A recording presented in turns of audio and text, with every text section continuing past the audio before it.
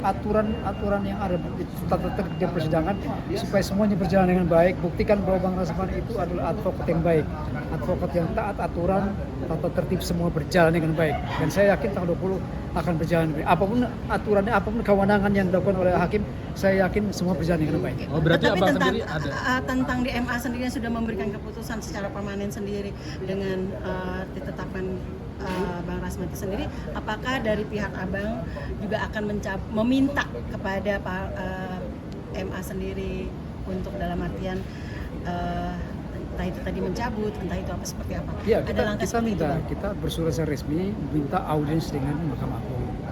Tujuannya apakah kita masih bisa memohon untuk pembukuan itu dicairkan karena tidak melalui mekanisme yang sesuai dengan Undang-Undang Advokasi Pasal 3, ya kan. Terindikasi itu adalah beberapa pasal terindikasi melampaui atau tidak melakukan mekanisme yang benar.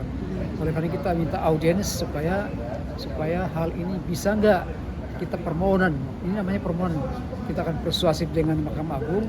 Siapa tahu Mahkamah Agung itu buka diri untuk kita jelaskan dengan baik bahwa mekanismenya kita taat kepada Undang-Undang Advokat. Oh, Bang, berarti Kalau semua ini tidak berhasil pun, ya kita akan lakukan upaya hukum. Bang, abang kan udah dibekukan di pengadilan Ambon ya? Ya. Oke. Periode 1 apakah udah menjalankan pertun bang untuk Pertiga Ambon? Itu langkah terakhir, langkah paling terakhir. Semua saluran ini tidak berhasil, maka langkah terakhir ya mesti tun. Pertun ke Pertiga Ambon itu. Ya. Tapi dari Abang statement itu abang meyakinkan? membantah nggak dengan adanya keputusan pembukuan Bang Rasman itu? Ya kan saya bilang bahwa kita membantah karena kita tidak mengenal istilah pembekuan itu. Itu melanggar undang-undang advokat, ya kan, pasal 7, pasal 8 itu kan dilanggar semua. Tidak ada mekanisme. Orang itu sidang kode etik dulu, baru terindikasi, baru yang memberikan laporan itu kepada pengadilan tinggi atau Mahkamah Agung, bukan dia serta-merta untuk membekukan. Apa dasar hukumnya? Nah, ini yang nggak jelas. Tapi abang sepakat nggak ataupun terima nggak? Itu kan posisinya kan Bang Rasman kan sebagai terdakwa ya. Terus tiba-tiba dibekukan bahasnya. Ya itu yang kita nggak terima. Karena kalau dia sebagai terdakwa ya hukumlah sesuai dengan terdakwa. Kenapa berita acara sumpahnya dibekukan? Apa hubungannya?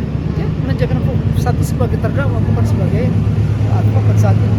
Bang, apa yang membuat MA itu pun juga tidak keluar SOP saat dia memberitahukan kemarin di preskon pembukuannya Bang Rasman? Apakah itu bagian dari kurang telitinya MA terhadap pencabutannya? Ya, menurut saya itu ada kekeliruan yang dilakukan oleh pengadilan tinggi Ambon karena terburu-buru memvonis orang atau memberi penetapan tanpa persidangan etik. Ini kan melanggar undang-undang. Nah, bagaimana satu lembaga sebagai lembaga hukum sekelas pengadilan tinggi kok bisa melakukan seperti ini? berarti menyayangkan ya Bang, Ya, sangat ketika harusnya disayangkan. dibekukannya yang di Kan Ambon kita ya? coba persuasif, kita minta audiensi dengan Mahkamah Agung supaya bisa dicairkan persoalan ini. Bang, abang sendiri memberikan dalam arti meyakinkan Bang Rasman untuk agar tidak melakukan hal-hal yang diduga lagi seperti isu kemarin. Ada nggak sih nasihat abang ke Bang Rasman itu seperti apa? Ya, pertama saya bilang Bang Rasman harus tahu kita di anggota Peradi Bersatu itu ada aturan-aturannya. Kita terapkan namanya officio mobile. Officio mobile itu artinya profesi mulia terhormat, itu harus dijaga supaya organisasi kita ini jadi baik kan, anggota-anggotanya berperilaku dengan baik. Nah, kita sudah tekankan sekali lagi, tegaskan ke Bang Rasman, kalau melakukan pelanggaran lagi kita segan-segan kita cabut KTA-nya. Oh, berarti Ini ultimatum ya, Bang? merusak nama baik kita. Berarti sudah memberi ultimatum kepada Bang Ultimatum. Rasman ya? Dan itu juga terhadap Bang Firdaus juga? Ya, Bang Firdaus itu kan Oh beda ya? organisasi Oke. OA yang beda, Iya, sehingga oke. kita tidak punya hak. Tapi yang paling penting adalah kita coba supaya semuanya bisa tertib, bisa berjalan dengan baik gitu. Bang, tapi ketika memang Bang Rasman nanti besok memang sudah ada ini ya Bang, maksudnya ketika di MA sudah diberikan keputusan untuk Bang Rasman bisa dibilang karir Bang Rasman ini akhirnya tamat. Banyak yang bilang seperti itu. Abang sendiri menyikapinya seperti apa? Ya kalau dicabut permanen ya memang tamat. Tapi sekarang kan belum dicabut permanen, dan yang mencabut jangan lupa itu harus pemberhentian dari organisasi advokat yang memberhentikan loh. bukan dari MA itu hanya mencatat, ya kan? Ya, kita usulkan baru dilakukan oleh MA, tapi yang memberhentikan secara resmi itu adalah organisasi advokat. Itu Undang-Undang 14 2003. Berarti kan sudah pencabutan permanen ya Bang? Belum lah. Seandainya itu terjadi memang akhirnya karir seorang Bang Rasman, Ya. MA itu menetapkan secara permanen, Abang sendiri sangat menyesali nggak dengan akhirnya kejadian seperti ini? Ya, kita menyesal karena kerja yang terburu-buru dengan emosi yang tidak terkuasai, ya kan? Nah, itu saya kira itu merugikan diri sendiri, merugikan organisasi advokat juga.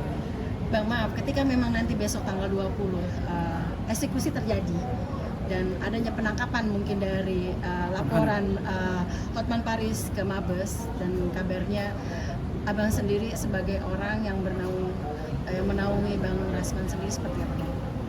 Kalau itu kewenangan hakim, kita nggak bisa intervensi. Kalau ditangkap, ditahan, ya itu kita ikut aturan.